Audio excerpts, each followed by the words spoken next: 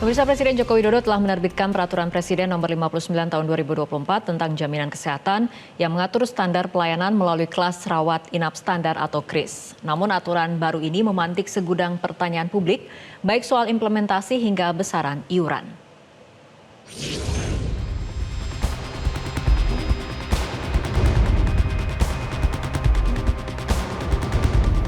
Perpres yang ditandatangani Presiden Joko Widodo ini tidak lagi mengatur pembagian layanan kelas pasien BPJS Kesehatan berdasarkan kelas 1, 2, dan 3, melainkan menjadi kelas tunggal yang disebut Sistem Kelas Rawat Inap Standar atau KRIS. Atas terbitnya Perpres revisi jaminan kesehatan ini, Koordinator Advokasi BPJS Watch Timbul Siregar mengatakan adanya KRIS kelas pelayanan akan hilang diganti satu standar dengan 4 tempat tidur. Iuran BPJS diperkirakan akan lebih besar daripada iuran kelas terendah yakni kelas 3. Satu kelas 2, kelas 3, sekarang yang ada. Nah, nanti akan ada satu ruang perawatan. Kan nggak ada lagi nanti iuran kelas 1, kelas 2, kelas 3. Ada single iuran tunggal. Nah, iuran tunggal itu nanti berapa? Ya, kalau ada yang bilang kisaran antara 42.000 sampai 100.000. Nah, persoalannya kan kalau dia tetapkan misalnya 70.000 gitu ya. Bagaimana kelas 3 yang 35.000 aja masih banyak yang nunggak. Bagaimana nanti kalau dinaikkan sampai 70.000? Pasti akan lebih tambah orang yang menunggak.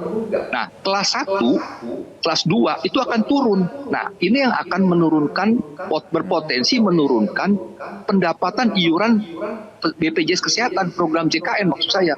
Nah, ini yang akhirnya akan menyebabkan pendapatan iuran menurun, pembiayaan meningkat sehingga terjadi defisit. Sebelumnya terkait implementasi Perpres Nomor 59 Tahun 2024 tentang jaminan kesehatan, baik Kementerian Kesehatan dan BPJS masih menggodok formulasi yang tepat dalam pemberlakuan iuran di sistem kelas rawat inap standar.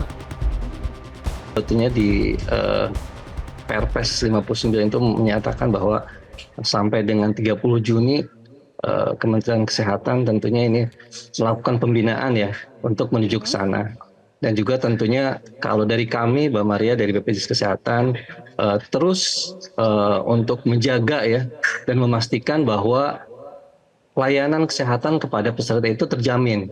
Bagaimana kita juga melihat dan juga memastikan bagaimana peserta itu bisa dilayani dengan mudah, cepat, dan juga setara. Kementerian Kesehatan menyampaikan lahirnya Perpres akan mendorong peningkatan kualitas layanan bagi peserta BPJS Kesehatan.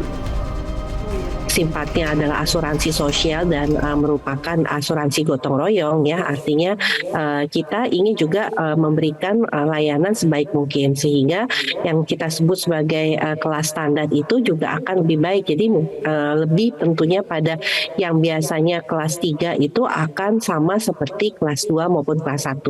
Nah, kalau kita lihat kan memang sebagian besar PBI itu berada pada kelas 3 dan ini tentunya akan menjadi penerima manfaat yang akan merasakan dengan adanya kelas rawat inap yang standar ini.